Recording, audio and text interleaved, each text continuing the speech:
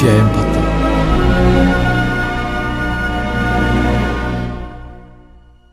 അപ്പോൾ ശമൂവേൽ തൈലപാത്രം എടുത്ത് അവൻ്റെ തലയിലൊഴിച്ച് അവനെ ചുംബിച്ച് പറഞ്ഞത്, യഹോവ തൻ്റെ അവകാശത്തിന് പോകുവായി നിന്നെ അഭിഷേകം ചെയ്തിരിക്കുന്നു.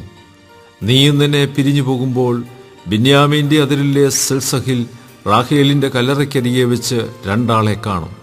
നീ അന്വേഷിപ്പാൻ പുറപ്പെട്ടു പോകുന്ന കഴുതുകളെ കണ്ടുകിട്ടിയിരിക്കുന്നു.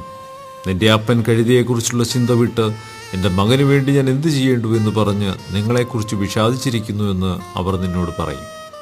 അവിടെ നിന്ന് നീ മുമ്പോട്ട് ചെന്ന് താബോറിലെ കരുവേലകത്തിനരികെ എത്തുമ്പോൾ ഒരുത്തൻ 3 ആട്ടിൻകുട്ടിയെയും വേറൊരുത്തൻ 3 അപ്പവും വേറൊരുത്തൻ ഒരു തുരുത്തി വീഞ്ഞും ചുമന്നും കൊണ്ട് ഇങ്ങനെ 3 പുരുഷന്മാർ ബഥേലിൽ ദൈവത്തിൻ്റെ അടുക്കൽ പോകുന്നതായി നിനക്ക് എതിർപ്പെടും. അവർ നിന്നോട് കുശലം ചോദിക്കും. നിനക്ക് 2 അപ്പവും തരും. നീ അത് അവരുടെ കയ്യിൽ നിന്ന് വാങ്ങിക്കൊള്ളണം. അതിൻ്റെ ശേഷം നീ ഫെലിസ്ത്യരുടെ പട്ടാളമുള്ള ദൈവഗിരിക്കെത്തും. അവിടെ പട്ടണത്തിൽ കടക്കുമ്പോൾ മുമ്പിൽ വീണ, തപ്പ്, കുഴൽ, കിന്നരം എന്നിവയോടുകൂടി പൂജാഗിരിയിൽ നിന്ന് ഇറങ്ങി വരുന്ന ഒരു പ്രവാചകഗണത്തെ കാണും. അവർ പ്രവചിച്ചു കൊണ്ടിരിക്കും.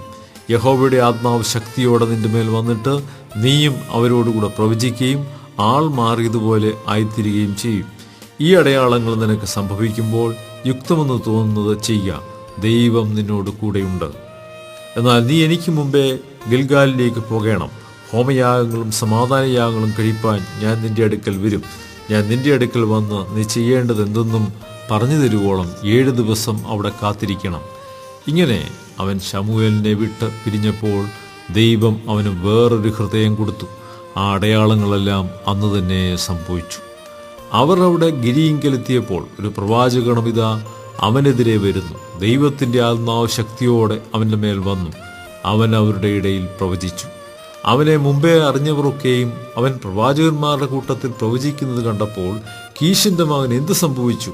ശൗലും പ്രവാചകന്മാരുടെ കൂട്ടത്തിലായോ എന്ന് ജനം തമ്മിൽ പറഞ്ഞു.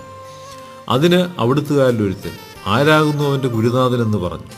ആകയാൽ ശൗലുമുണ്ടോ പ്രവാചകഗണത്തിൽ എന്നുള്ളത് പഴഞ്ചൊല്ലായി തീർന്നു. അവൻ പ്രവചിച്ചു കഴിഞ്ഞ ശേഷം ഗിബെയയിലെത്തി. ശൗലിൻ്റെ ഇളയപ്പൻ അവനോടും അവൻ്റെ ഭൃത്യനോടും, നിങ്ങൾ എവിടെ പോയിരുന്നു എന്ന് ചോദിച്ചു. കഴുതകളെ തിരയുവാൻ പോയിരുന്നു. അവയെ കാണായിയാൽ ഞങ്ങൾ ശമൂവേലിൻ്റെ അടുക്കൽ പോയി എന്ന് അവൻ പറഞ്ഞു. ശമൂവേൽ നിങ്ങളോട് പറഞ്ഞു തന്നെ അറിയിക്കണമെന്ന് ശൗലിൻ്റെ ഇളയപ്പൻ പറഞ്ഞു. ശൗൽ തൻ്റെ ഇളയപ്പനോട്, കഴുതകളെ കണ്ടുകിട്ടിയിരിക്കുന്നുവെന്ന് അവൻ ഞങ്ങളോട് തിട്ടമായി അറിയിച്ചു എന്ന് പറഞ്ഞു. എങ്കിലും ശമൂവേൽ രാജ്യത്വം സംബന്ധിച്ച് പറഞ്ഞത് ശൗൽ അവനോട് അറിയിച്ചില്ല. അനന്തരം ശമൂവേൽ ജനത്തെ മിസ്പയിലെ യഹോവയുടെ സന്നിധിയിൽ വിളിച്ചുകൂട്ടി. ഇസ്രായേൽ മക്കളോട് പറഞ്ഞതെന്തെന്നാൽ, ഇസ്രായേലിന്റെ ദൈവമായ യഹോവ ഇപ്രകാരം അരുളി ചെയ്യുന്നു, ഞാൻ ഇസ്രായേലിനെ മിസ്രയീമിൽ നിന്ന് കൊണ്ടുവന്ന മിസ്രയീമിന്റെ കയ്യിൽ നിന്നും നിങ്ങളെ ഉപദ്രവിച്ച സകല രാജ്യക്കാരുടെ കയ്യിൽ നിന്നും നിങ്ങളെ വിടുവിച്ചു. നിങ്ങളോ സകല അനർത്ഥങ്ങളിൽ നിന്നും കഷ്ടങ്ങളിൽ നിന്നും നിങ്ങളെ രക്ഷിച്ച നിങ്ങളുടെ ദൈവത്തെ ഇന്ന് ത്യജിച്ചു. ഞങ്ങൾക്കൊരു രാജാവിനെ നിയമിച്ചു തരണമെന്ന് അവനോട് പറഞ്ഞിരിക്കുന്നു. ആകയാൽ നിങ്ങളിപ്പോൾ ഗോത്രമായി സഹസ്രമായും യഹോവയുടെ സന്നിധിയിൽ നിൽപ്പീൻ. അങ്ങനെ ശമൂവേൽ ഇസ്രായേൽ ഗോത്രങ്ങളെയെല്ലാം അടുത്തു വരുത്തി ബെന്യാമീൻ ഗോത്രത്തിന് ചീട്ടു വീണു. അവൻ ബെന്യാമീൻ ഗോത്രത്തെ കുടുംബമായി അടുത്തു വരുത്തി അത്രി കുടുംബത്തിന് ചീട്ടു വീണു. പിന്നെ കീശിൻ്റെ മകനായ ശൗലിന് ചീട്ടു വീണു.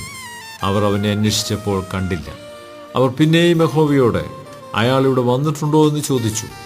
അതിന് യഹോവ, അവൻ സാമാനങ്ങളുടെ ഇടയിൽ ഒളിച്ചിരിക്കുന്നുവെന്ന് അരുളി ചെയ്തു. അവർ ഓടിച്ചെന്ന് അവിടെ നിന്ന് അവനെ കൊണ്ടുവന്നു. ജനമധ്യേ നിന്നപ്പോൾ അവൻ ജനത്തിൽ എല്ലാവരെക്കാളും തോൾ മുതൽ പൊക്കമേറിയവനായിരുന്നു. അപ്പോൾ ശമൂവേൽ സർവ്വജനത്തോടും, യഹോവ തിരഞ്ഞെടുത്തവനെ നിങ്ങൾ കാണുന്നുവോ? സർവ്വജനത്തിലും അവനെപ്പോലെ ഒരുത്തനുമില്ലല്ലോ എന്ന് പറഞ്ഞു. ജനമെല്ലാം രാജാവേ ജയ ജയ എന്ന് ആർത്തു. അതിൻ്റെ ശേഷം ശമൂവേൽ രാജധർമ്മം ജനത്തെ പറഞ്ഞു കേൾപ്പിച്ചു.